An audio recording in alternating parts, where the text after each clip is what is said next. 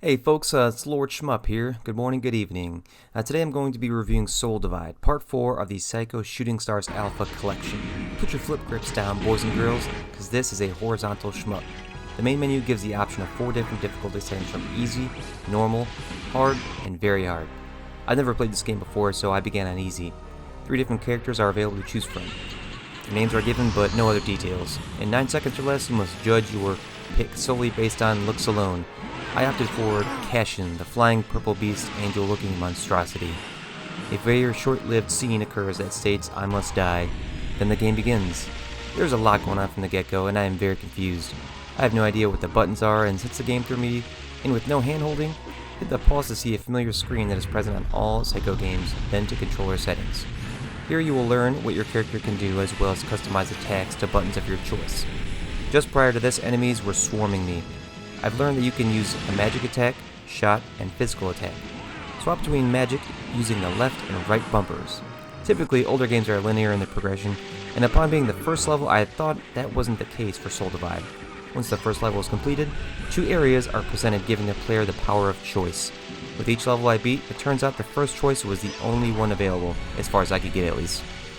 What little story is offered can be skipped with the press of a button. Such short game areas don't need to be back short stories as well. They didn't keep my interest anyway. Fighting enemies is a small area struggle. There's not much for movement space unless you chance to fly around the baddies to the right side of the screen. Once a bad guy opts to lean in and take a stab at you, there is no escape, it seems. Hack and slash in an attempt to prevent their attacks from hitting, but it varies per enemy. While stuck in this quarrel, you are almost always going to be shot at by other enemies. This close quarters engagement is uncomfortable and frustrating. I don't enjoy it. It doesn't take long to progress to each level's boss, and those seem to be the meaty portions of Soul Divide. Swapping through your available magic attacks will prove useful if you remember each boss's weakness, let alone have the magic by then. Anyone else remember writing these useful things down in a notebook as a kid?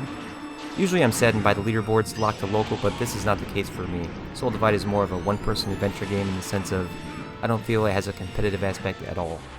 It would not motivate me to make another run in hopes of beating a friend's score or progress further in the game. In choosing different characters, I found each had their strength in one of the 3 attacks, and Tayora is my favorite because her shot attack is best. Having a good shot attack, it feels more shmup-like in gameplay, and that appealed to me most. I didn't notice movement speed enough between the 3 to make a difference. Graphically, Soul Divide has a Dungeons & Dragons theme with grainy sprite work. Enemies are knights, dragons, snakes, and others fitting of the genre. Bosses are gigantic and take up half the screen at least. Smaller enemies are bats and assorted flying baddies including ants, skeletons, insects, and beholders. Those were cool.